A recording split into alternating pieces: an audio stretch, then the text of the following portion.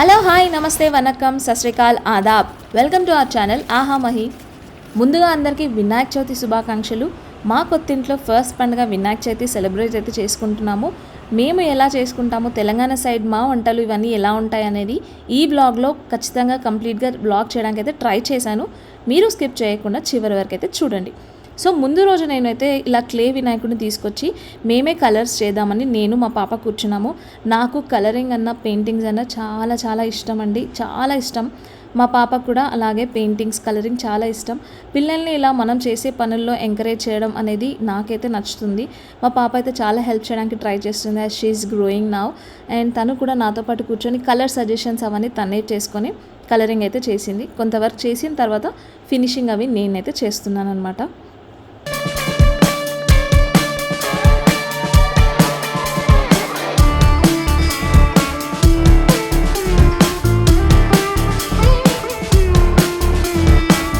నాకు పర్సనల్గా colouring art works చాలా చాలా ఇష్టం అండి. చాలా ఆర్ట్స్ అయితే నేను చేస్తూ ఉంటాను. కానీ ఇప్పటివరకు మన ఛానల్లో అయితే నేను ఇంకా అలాంటివి పోస్ట్ చేయలేదు. గోయింగ్ ఫార్వర్డ్ అలాంటి వ్లాగ్స్ అయితే ఖచ్చితంగా తీస్తాను. I hope someone can learn from my art works. అలాంటి ఆర్ట్ వర్క్స్ వ్లాగ్స్ చూడాలి అనుకుంటే కమెంట్లో పెయింట్ అని అయితే నాకు కమెంట్ చేయండి. సో దట్ నేను ఆ ఇంట్రెస్ట్తోని ఆర్ట్ వ్లాగ్స్ అయితే ముందు చూపిస్తాను.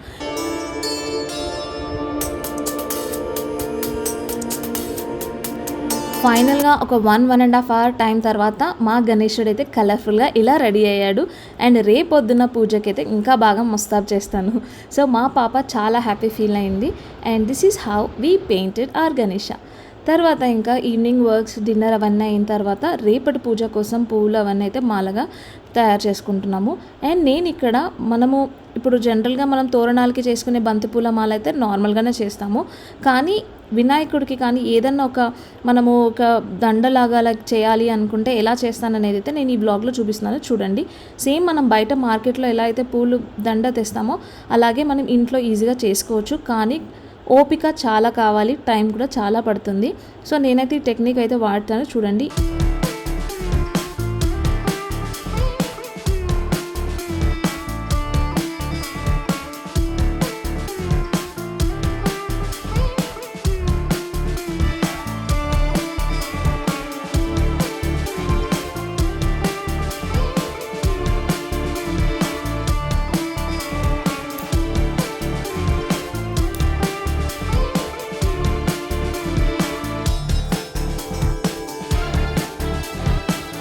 ఇలా చేయడానికి చాలా టైం పడుతుంది, కానీ ఎట్ ద ఎండ్ రిజల్ట్ మాత్రం చాలా చాలా బాగా వస్తుంది.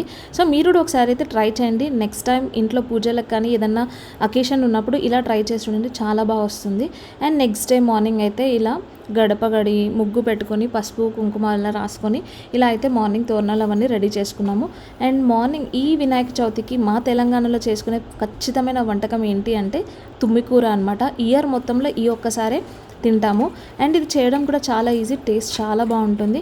కానీ మట్టి చాలా ఉంటుంది. ఈ సీజన్ రెయినీ సీజన్స్లో దొరుకుతుంది కాబట్టి ఈ ఆకుకూరలకి మట్టి అనేది చాలా ఉంటుంది. ఒక 5 or 6 టైమ్స్ నీట్గా కడుక్కున్న తర్వాతనే వండుకోవాలి. సో తుమ్మికూర వండుకునే ప్రాసెస్ అది కుక్కర్లో వేసి రెడీ అయ్యేలోపు నేను ఇలా పూజా సామాన్లన్నీ ముందుగా నీట్గా చేసుకొని బొట్లు అయితే పెట్టుకున్నాను. యాక్చువల్గా అయితే పూజకి ముందు రోజు అయితే చేసుకోవచ్చు, కానీ ముందు రోజు ఫ్రైడే రావడం వల్ల ఫ్రైడే రోజు చేయకూడదు అని చెప్పేసి సాటర్డే రోజు మార్నింగ్ అయితే ఈ వంట ప్రాసెస్ క్లీనింగ్ ప్రాసెస్ ప్యారలల్గా చేసుకుంటున్నాం అన్నమాట.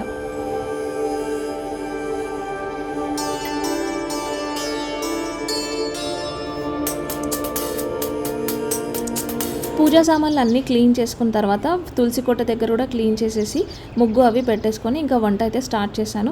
ప్రసాదాలకైతే మేము వినాయక చవితికి మా తెలంగాణ సైడ్ అయితే తుమ్మికూరతో పాటుగా పాల తాలికలు గోధుమ పిండితో చేస్తాము, ఉండ్రాలు బియ్యం పిండితో చేస్తాము.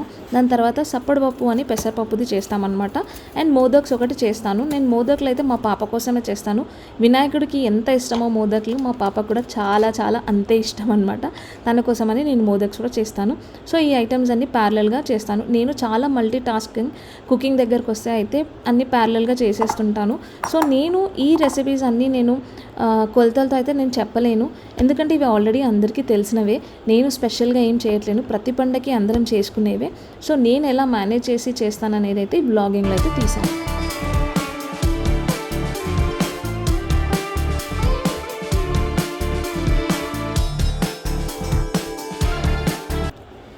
వీడియోలో ఈ వినాయక చవితి సందర్భంగా నేను మా హోమ్ టూర్ పూజా గదితో స్టార్ట్ చేద్దాం అనుకుంటున్నాను. సో ఈ ప్రాసెస్లో నేను పూజా గది కూడా కంప్లీట్గా టూర్ ఇస్తాను. మేము పూజా మందిరం ఎలా చేయించుకున్నాము, ఈ విధంగానే ఎందుకు చేసుకున్నాము అవన్నీ కూడా నేనైతే చెప్తాను. చివరి వరకు స్కిప్ చేయకుండా చూడండి.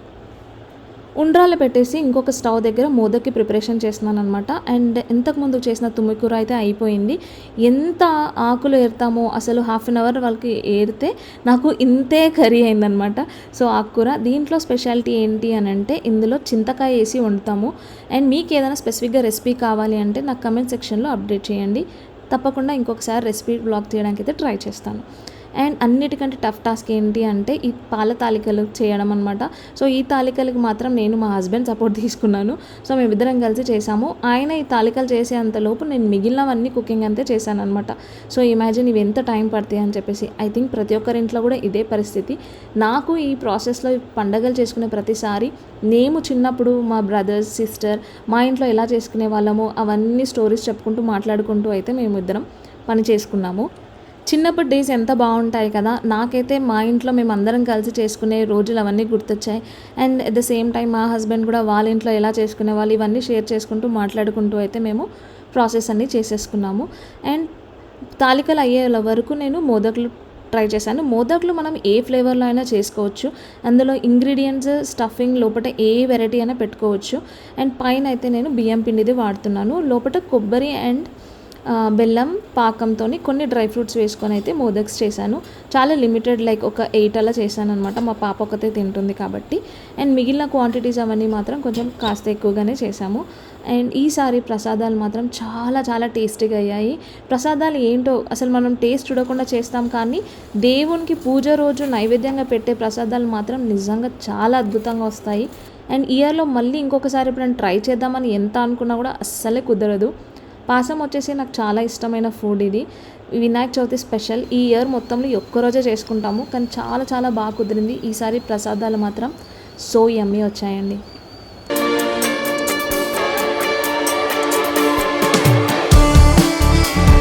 అండ్ మా పూజా మందిరంకి వచ్చేసరికి నేను పూజా గది మా కిచెన్లోనే వచ్చేసింది, సింక్ పక్కన.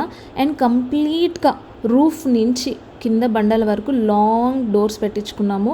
అండ్ ఫాల్ సీలింగ్ నుంచి కింది వరకు అనమాట. అండ్ ఈ డోర్స్ వచ్చేసి fluted glass with rose gold ఫ్రేమ్తో చేయించుకున్నాము. ఎక్కడ కూడా దేవునివి బొమ్మలు కానీ ఇమేజెస్ కానీ ఇలా బెల్స్ గుడి గంటల్లాగా బెల్స్ కానీ ఓం స్వస్తికి ఇలాంటివి ఏమీ పెట్టించుకోకుండా సింపుల్ అండ్ క్లాసిక్ లుక్ ఉండాలి అని అనుకున్నాము.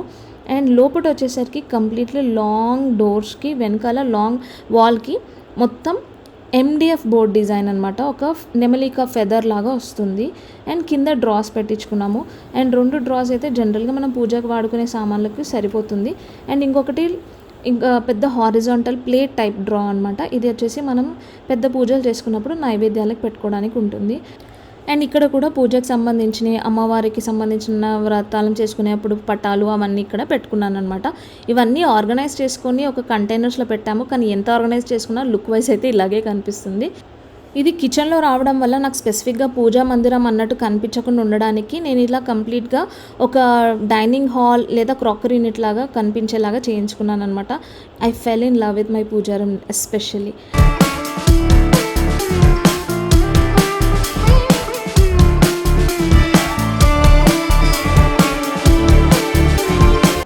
మేము చిన్నప్పటి నుంచి నాకు తెలిసినంత వరకు కూడా మా ఇంట్లో వినాయకుడు అయితే మట్టి వినాయకుడే తెస్తామన్నమాట. సో ఈకో ఫ్రెండ్లీ వినాయకుడికి ఈకో ఫ్రెండ్లీ DIY చేద్దాం డెకరేషన్ అని చెప్పేసి ఇలా చేస్తున్నాను. తమలపాకులు కాడలు కట్ చేసి ఏదన్నా ఒక మంచి ఫ్లవర్స్తోని ఇలా ఫోల్డ్ చేసుకొని ఏదైనా safety pin or toothpick, నేనైతే టూత్ పిక్స్ యూజ్ చేసి థర్మోకాల్ షీట్కి అయితే నాకు కావాల్సిన షేప్లో అన్నీ అంటించేసాను అనమాట. ప్రతిసారి వినాయకుడికి ఇలా మండపం అలాంటివి చేయడం అయితే మా ఇంట్లో చాలా అలవాటు. ఎస్పెషల్లీ మా బాయ్స్ వీళ్ళందరూ బాగా డెకరేట్ చేస్తారు. ఈసారి నేనే DIY చేశాను. నాకు ఇలాంటివి అంటే చాలా ఇష్టం అనమాట. నేను పూజా గదిలోనే వినాయకుడిని కూడా పెట్టేసుకున్నాము. అండ్ ఉన్న రోజెస్ ఫ్లవర్స్ ఎన్ని రకాల పువ్వులు ఉంటే అన్ని రకాలతోని సాధ్యమైనంత వరకు మొత్తం కలర్ఫుల్గా అయితే డెకరేట్ చేసుకొని వినాయకుడిని అయితే పెట్టామన్నమాట. సో డెకరేషన్ అదంతా రెడీ అయిన తర్వాత ముందుగా రోజు పూజించుకునే దేవుళ్ళకి ఫస్ట్ దీపం వెలిగించుకున్న తర్వాతనే నేను వినాయకుడి దగ్గర పూజ స్టార్ట్ చేస్తాము. సో ఈ డెకరేషన్స్ వంటలు అవన్నీ అయిన తర్వాత నెక్స్ట్ నేను డ్రెస్అప్ అయ్యి మా పాపకు కూడా రెడీ చేసి నెక్స్ట్ ఇప్పుడు మేము వినాయకుడిని పెట్టుకుంటాము. సో వినాయకుడి దగ్గర ఫస్ట్ అందరు పెట్టుకునేలానే ప్రాసెస్ ఇదంతా ఫాలో అవుతాము. కానీ ఒకటి అఖండ దీపం అనేది పెడతాము. మీకు ఆ కార్నర్లో కనిపిస్తుంది కదా మట్టి దీపం, సో అది మాత్రం 3 రోజులు పెట్టుకుంటామన్నమాట. సో ఎన్ని రోజులు మనం ఇంట్లో వినాయకుడిని పెట్టుకుంటే ఆ అన్ని రోజులు ఆ దీపం వెలిగేలాగా చూసుకుంటాము. అట్లీస్ట్ ఫస్ట్ రోజు మాత్రం మేము వినాయకుడిని కదిలించే వరకన్నా దీపం ఉండేలాగా చూసుకుంటాము. సో అదే అఖండ దీపంలాగా పెట్టుకొని తర్వాత మిగిలినవి ఎన్ని దీపాలైనా మేము పెట్టుకుంటాం అన్నమాట.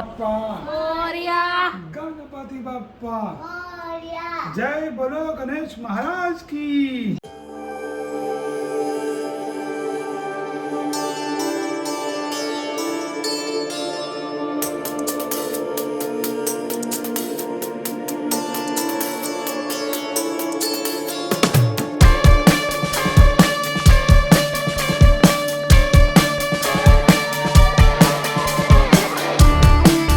సో పత్రి అవన్నీ పెట్టుకొని మంచి డెకరేషన్ అంతా అయిపోయిన తర్వాత నాకు ఎవ్రీ ఇయర్ అంటే నాకు చిన్నప్పటి నుంచి కూడా అలవాటు ఏంటి అంటే వినాయకుడికి ప్రతి సంవత్సరం రాఖీ కట్టడం అనమాట.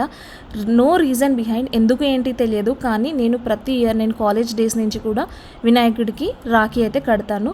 సో దాని తర్వాత ఇలా పుస్తకాలు మా పాపవి, నావి, మా హస్బెండ్వి, సో మేము వాడుకునే బుక్స్ అవన్నీ పెట్టుకొని అండ్ పద్యాలు అవన్నీ ఎంతవరకు వస్తే అంతవరకు చదువుకొని మంచిగా అయితే సెలబ్రేట్ చేసుకున్నాము.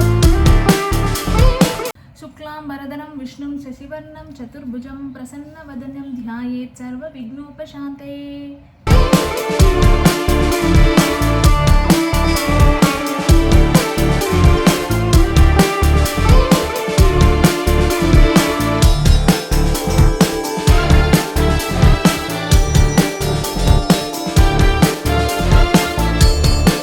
వినాయకుడి పుస్తకం అవన్నీ చదువుకొని కథలు మాకు తెలిసినంత వరకు అయితే అన్నీ చదువుకున్న తర్వాత ఇంకా పూజ ప్రసాదం అవన్నీ నైవేద్యం అయితే ఎక్కించాము.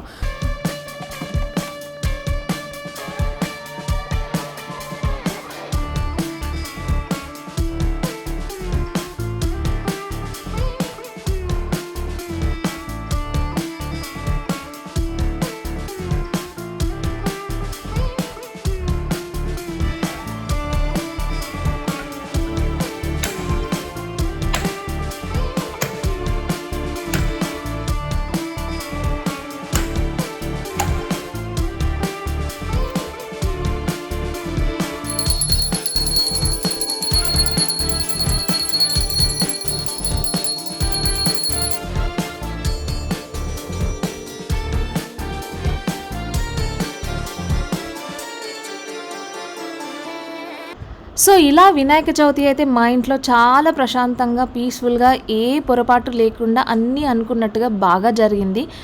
ఎవ్రీ ఇయర్ మేము 3 లేదా 5 రోజులు అయితే వినాయకుడిని పెట్టుకుంటాము. ఈ సంవత్సరం 3 days అయితే పెట్టుకున్నాము ఇంట్లో వినాయకుడిని. సో ఎన్ని రోజులు పెట్టుకుంటే అన్ని రోజులు మార్నింగ్ అండ్ ఈవినింగ్ కూడా దీపారాధన చేసి ఫ్రెష్గా ప్రసాదాలు ప్రిపేర్ చేసుకొని అయితే నైవేద్యంగా పెడతామన్నమాట. 3వ రోజు నిమజ్జనం కూడా ఈ వ్లాగ్లో కవర్ చేశానండి, తప్పకుండా చివరి వరకు చూడండి.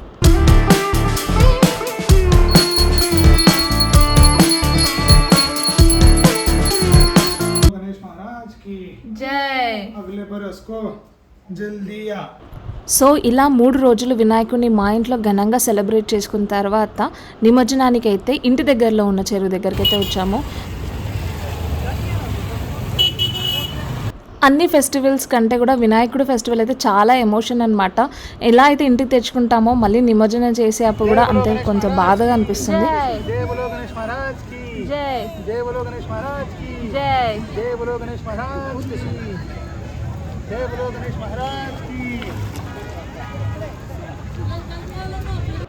సో ఈ విధంగా నేను సెలబ్రేట్ చేసుకున్న వినాయక చవితిని అయితే వ్లాగ్గా తీశాను. I hope you like the content.